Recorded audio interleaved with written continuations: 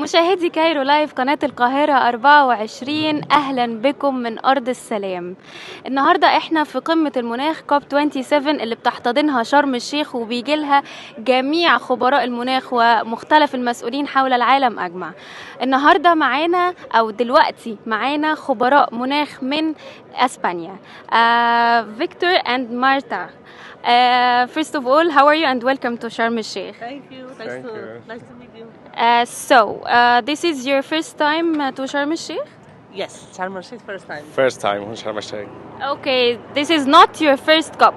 No. Okay, I would like to hear from you what's the difference between COP27 and COP26 in Glasgow. Well, we need to see it's just the second day, so we still cannot really compare what happened. But for sure, the place is completely different. We can maybe speak about what happened yesterday in the open ceremony. Let's see if this COP really changes something. I mean, sometimes there was this lack of urgency of what we need to accomplish to really not have the effects of climate change, which we are already experiencing, but still we need to see whether the governments and the NGOs and the institutions really work together to achieve these challenges.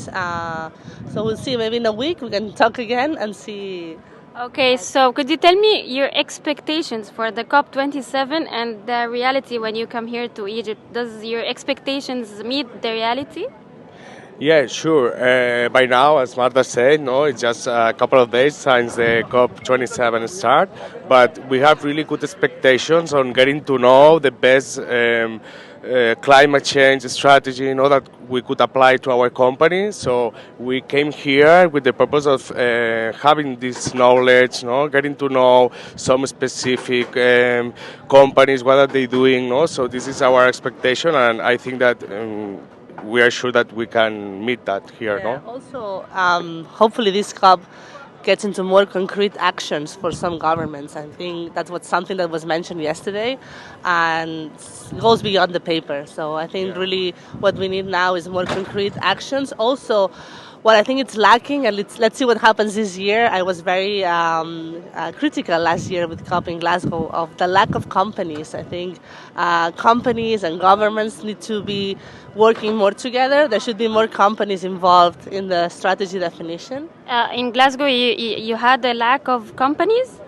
Well, in general, there was not that much, I think. There were some, but not not too many, I think. But for this year, there is that mix between government and companies, yes? Well, we see a bit. Well, let's see. I think in the end, companies represent 80% of the global GDP. So in the end, we cannot always rely just on governments and NGOs to really tackle that. So we need to work together more often. So we should be here learning the companies on all these like things. we do, Yeah. Okay. So off air you talked me about some difficulties concerning COP26 in Glasgow.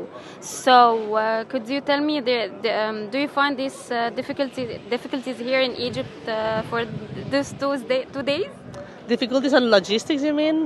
No, you talked me about some blockage of the road, the organization. Yeah, well, there was more last year. There was more like demonstrations outside COP of more activism. This year, I think we haven't seen that.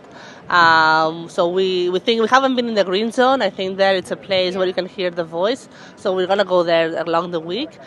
But yeah, last year, remember outside the COP, it was plenty of demonstration, really pushing governments on that. So we'll see what happens, I think. Yeah. Okay, so what's your plan for this COP here in the days incoming?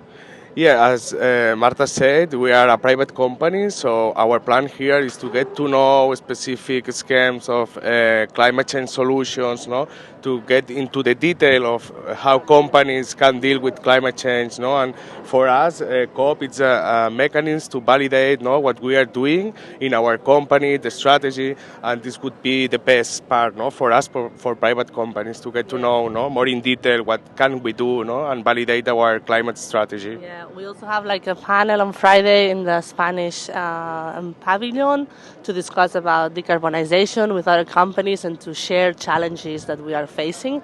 But I think it's very important, as Victor said, to really align what we're doing in the company with really what the framework is asking us for, the science-based targets, the adaptation and loss challenges. So we need to see if we're doing it the right way or we need to adapt the strategy we have in our company. You think that there's some similar points between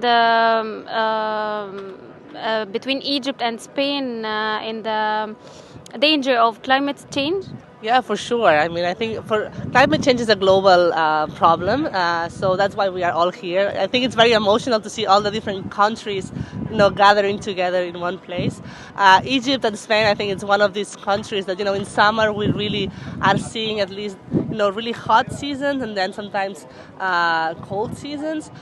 We have a lack of water, so we really see like the consequences of climate change. There are similarities, I think, on water scarcity, heat waves, the need of, air conditioners. So we need to see also how we adapt the use of fossil fuels, our practices to really face this problem that we have. Okay, for you, what's your practical objectives that you want that COP27 realized this year?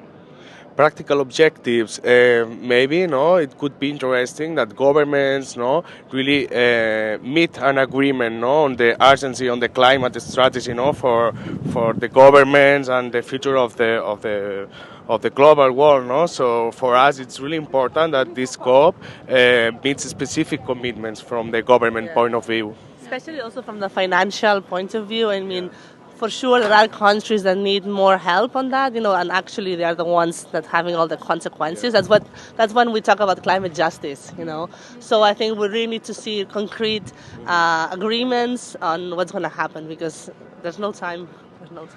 Okay, thank you so much. Thank you.